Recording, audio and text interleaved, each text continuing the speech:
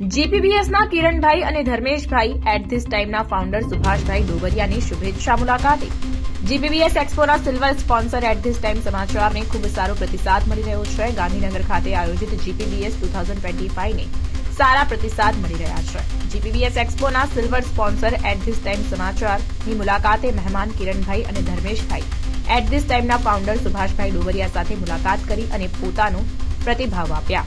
આપણે જણાવી દઈએ કે એટ ધીસ ટાઈમ ન્યૂઝની બ્રાન્ચની ડિઝાઇન કિરણભાઈના હસ્તે બનાવવામાં આવી છે, જ્યારે ધર્મેશભાઈ દ્વારા એટ ધીસ ટાઈમ ન્યૂઝના સ્ટોલની ડિઝાઇનિંગ કરવામાં આવી હતી.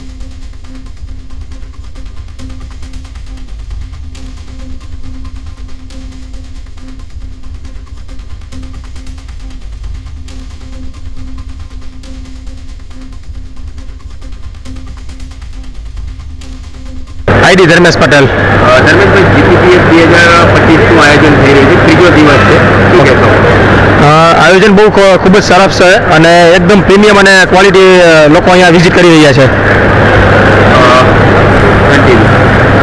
અને મારે આર્કિટેક્ટ ઇન્ટિરિયર ડિઝાઇનનું કામ છે, તો એક ધીસ ટાઈમની મેં ઓફિસની ડિઝાઇન બનાવેલી છે, તો એમના પણ સ્ટોલની વિઝિટ કરજો. અને ખૂબ જ સારામાં સારું પ્રીમિયમ ક્વોલિટી પબ્લિક અહીંયા આવી રહ્યું છે અને સારામાં સારું પ્લાનિંગ છે. સીએમના હસ્તે ટૂંકમાં ઉદ્ઘાટન કરવામાં આવેલું છે. Thank you. સર, તમે એટ ધીસ ટાઈમ ન્યૂઝ સાથે જોડાયેલા છો, તો એટ ધીસ ટાઈમ ન્યૂઝના ચેનલના સમાચાર અને માહિતી કેવા તમને લાગે છે? બહુ જ સરસ અને એકદમ કહેવાય ને કે તટસ્થ ન્યૂઝ હોય છે. કિરણ સુચિત્રા. જીપીબીએસ 2025નું આયોજન થઈ ગયું છે, શું કહેશો?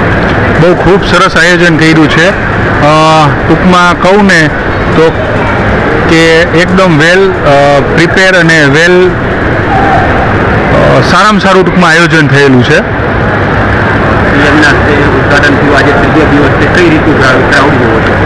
એકદમ ક્વોલિટી ક્રાઉડ આવે છે અને બધાને સારો રિસ્પોન્સ મળ્યો છે. અંદાજિત કેટલા સ્ટોર છે અને કઈ રીતનું આખું વાતાવરણ છે? આઈ થિંક 800ની આસપાસ સ્ટોલ છે, બધા અલગ અલગ કેટેગરીના, અને બધાને સારો એવો પ્રતિસાદ મળ્યો છે.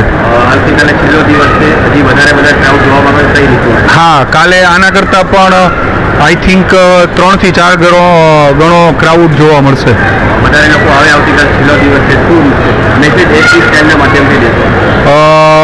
એના માટેની અમે પ્રિપેરેશન કરી લીધેલી છે કે સોશિયલ મીડિયામાં અને એ બધું પોસ્ટ કરી છે, તો એના હિસાબે વધારે લોકો આવશે.